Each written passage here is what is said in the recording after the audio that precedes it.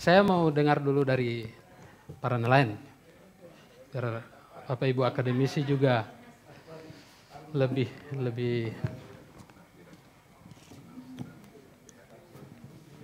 ya.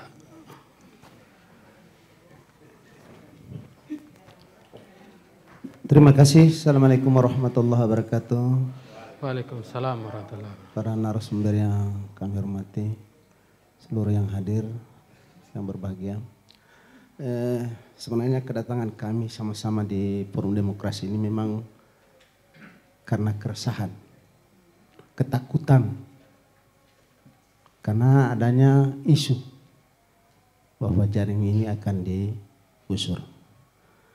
Nah, kami pada intinya Pak, seluruh nelayan mengapresiasi apa yang dinamakan revitalisasi, pembersihan gulma ataupun eceng gondok.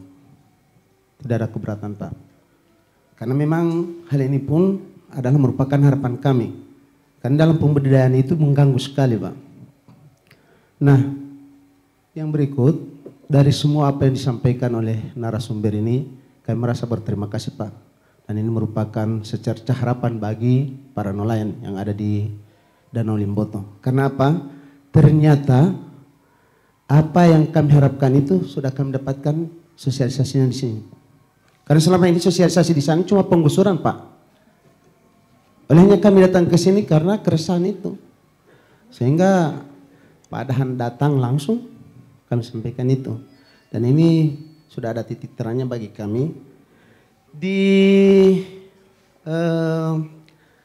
Kami melaksanakan atau melakukan studi banding ke Tondano itu ada beberapa hal yang kami dapatkan. Pertama, bahwa di dalam pembersihan itu Pak, dia melibatkan masyarakat, kemudian instansi yang terkait. Ada dari lingkungan hidup, dari perikanan, kelautan dan lain sebagainya. Nah, ini harapan kami, karena kami lihat di sini TNI yang mendominasi Pak. Sehingga masyarakat begitu ada penggusuran, isu penggusuran, masyarakat semua sudah takut Pak. Yang berikut, di sana memang akan ada regulasi perda yang akan dibuat, tapi itu sudah dua tahun lebih Pak. Katanya sudah 2 tahun lebih belum juga terbit. Karena masih menunggu ada perubahan-perubahan di masyarakat. Nah, ini yang bisa kami tangkap di sini, bahwa perubahan itu mereka lakukan secara bertahap. Misalnya sistem jaring patok atau jaring tancap tadi, memang mereka akan rubah, tapi secara bertahap. Artinya dia dirubah dari patok tadi, karena salah satu penyebab katanya itu adalah patok atau bambu itu. Yang lama-lama dia rusak, kemudian tidak diangkat ke darat, dan itu yang menyebabkan. Nah, ini yang kami tangkap di sana. Olehnya ini perlu kerjasama yang baik juga dengan masyarakat yang ada di nelayan-nelayan yang ada di pesisir Danau Limboto. Memang apa yang disampaikan oleh bapak-bapak dari Dewan ini memang memberikan harapan kepada kami, tapi kami juga menunggu Pak. Karena kami harapan dari semua nelayan yang ada, bahwa ini ada solusinya. Silahkan program revitalisasi ini jalan dengan tidak meninggalkan penderitaan bagi para nelayan atau para rakyat. Ini yang kami harapkan. Yang berikut dari penyampaian dinas, memang kalau mau dilihat sudah berapa tahun ini tidak ada lagi bantuan. Tadi bukan karena perda, tapi pas perda itu disampaikan, sampai di situ juga bantuan sudah tidak ada. Nah, ini yang menjadi pemikiran masyarakat. Karena rata-rata para pembudidaya itu nelayan-nelayan yang di bawah garis kemiskinan. Perlu kami sampaikan bahwa sebelum program budidaya ini ada, khususnya di berapa desa atau berapa kelurahan yang ada di kota maupun di kabupaten itu, di bawah garis kemiskinan semua masyarakatnya Pak. Mau melihat rumah yang semi permanen saja sulit Pak.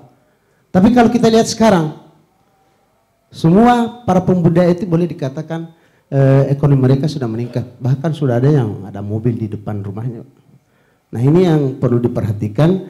dengan tidak bahwa kami masyarakat kalau sudah ada solusi yang didapatkan, maka kami juga berharap mungkin akan ada ketentuan-ketentuan atau syarat-syarat yang harus dipenuhi oleh masyarakat. Misalnya saja Pak, pembuangan sampah ke danau. Jangan mengira bahwa hanya sepuntung rokok itu saja tidak berbahaya. Nah sekarang bukan puntung rokok Pak. Ini perlu diperhatikan bahwa setelah dibersihkan itu ada yang membuang sampah. Sampah-sampah masyarakat dibuang. Bahkan ke badan danau itu. Olehnya kami berharap ini kerjasama semua. Bukan saja dari pemerintah tapi dari masyarakat. Mungkin ini masih belum saatnya kita bicara dengan masyarakat. Karena kami datang ke sini hanya ingin mendapatkan solusi yang terbaik. Bahwa para pembudidaya ini tidak akan tergusur. Mungkin masih banyak yang kami akan sampaikan Pak. Tapi kami cukupkan dulu di sini. Assalamualaikum warahmatullahi wabarakatuh. Waalaikumsalam. Dari mana informasi pertama dengar Pak?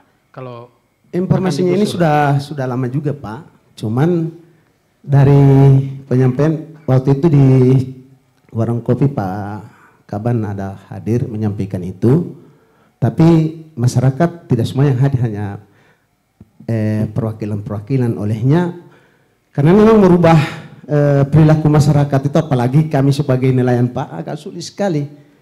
Ya, misalnya kalau bioplog, nah ini sudah berlanjut tidak masalah Pak. Kalau bioplog di kami sudah ada, di kelompok kami sudah ada yang bioplog. Tapi kalau mau dibandingkan, bioplog itu dengan ukuran yang bisa ditebar di satu kotak itu 500-an, kalau dijaring sampai dengan 2-3 ribuan Pak. Ukuran yang sama ya? Ya, ukuran yang sama. Olehnya itu masyarakat masih agak sulit kita ajak untuk sana. Tapi mungkin kalau dengan cara perlahan-lahan bisa mengerti, bahkan kalau boleh untuk sementara, memang aturan itu harus kita taati bahwa untuk mau membuat jaring yang baru lagi itu harus dilarang, memang harus dilarang. Kan ini harus pelan-pelan Pak. Kalau kita memberikan pemahaman seperti itu ke masyarakat, nanti tidak akan banyak halangan tantangannya Pak. Mungkin seperti itu dari kami masyarakat, ini yang kami rasakan Pak. Terima kasih. Baik, ada lagi dari perwakilan Pak Supardi, silakan. Terima kasih. Assalamualaikum warahmatullahi wabarakatuh.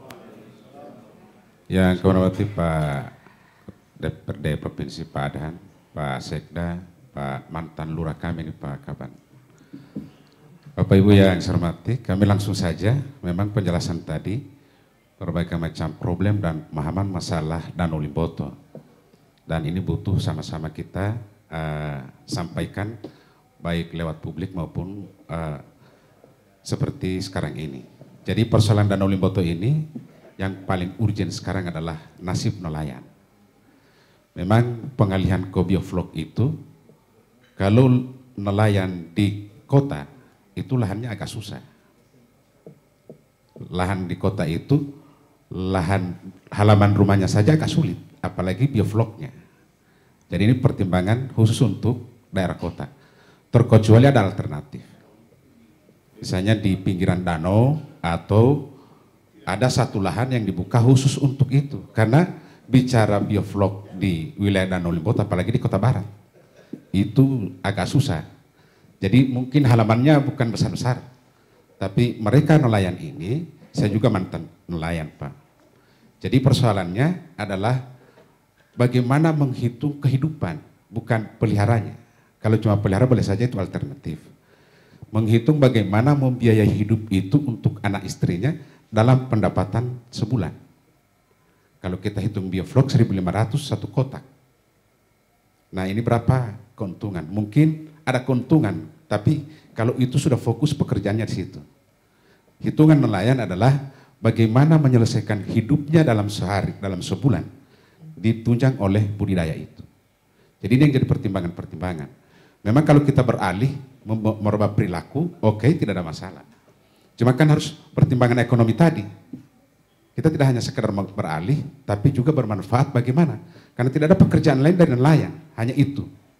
Jadi kalau misalnya pendapatnya dia ukuran daripada masyarakat nelayan berpendapat 5 juta per bulan, kalau biofloknya 2,5 juta, berarti kita akan mengadakan lagi utang-utang untuk mau nasib mereka.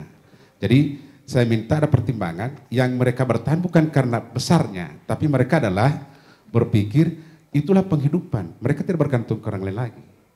Kemudian persoalan yang berikut, sedimentasi. Memang kalau saya lihat di peraturan presiden itu, yang besar-besar dulu, yang terpenting ada pembangunan check dam, dari hulu ke hilir.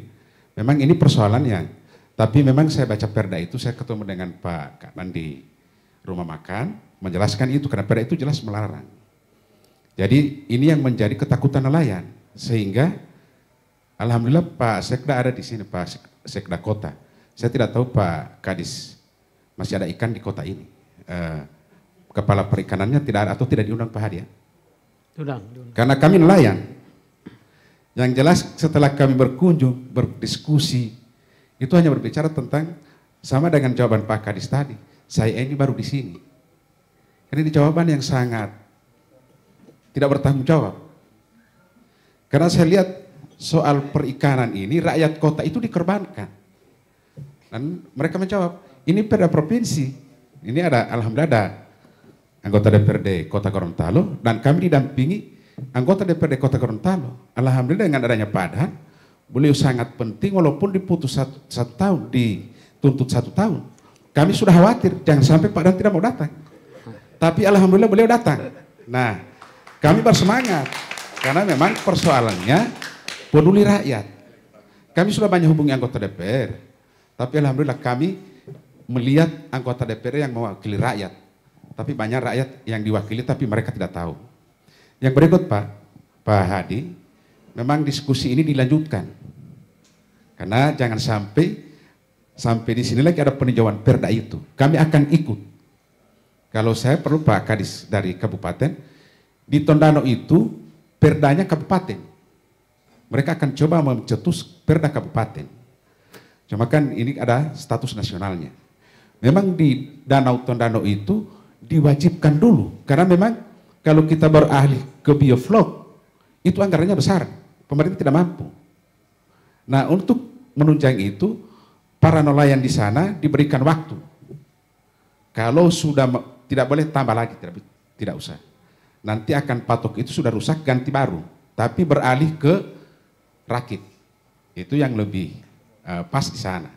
Sehingga kami masyarakat Dembe, khususnya nelayan ini, bukan cuma sekedar beraspirasi atau sekedar mau bicara di media, tapi kami studi. Karena anggarannya yang sama, alasan revitalisasi. Tondano juga revitalisasi. Dengan anggaran yang sama, penelitian sama, masih torang basudara. Jadi danau ini ada keperluan. Di danau Tondano itu status sosialnya diperhatikan dengan perlahan-lahan untuk merubah perilaku. Apa yang disampaikan Pak Kawan tadi. Jadi insya Allah saya berharap setelah dari dialog ini, dari Pak Ketua, Pak Dandambea, saya hobinya Pak Ketua. Jadi insya Allah kami akan dampingi peninjauan perda. Kalau Pak Budi tadi, kalau kami juga masih bisa diundang Pak Lurah. Jadi kami siap diundang untuk memberi masukan bagaimana nasib nelayan. Kalau Ibu Kadis Provinsi dari kabupaten kota juga jadi korban daripada persoalan aturan itu. Jadi insya Allah kami membantu perwakilan nelayan. Karena mungkin yang datang waktu penyusunan perda yang tidak mau cari. Miliaran yang ada di sana itu kan Pak, miliaran yang sudah berputar di. Ya, sebenarnya maksud kami ke Bali. Mau studi ke Bali kalau cuma alasan wisata. Kan ada juga danau di Bali. Kalau cuma alasan wisata, kami juga mau lihat danaunya di Bali. Nah, alhamdulillah masih kami ambil yang dekat. Bahwa kunjungan kami ke Danau Tondano itu mengambil perbandingan bahwa revitalisasi ini di semua danau yang termasuk di anggaran pusat. Kira-kira ini harapan kami Pak Hadi. Baik, terima kasih.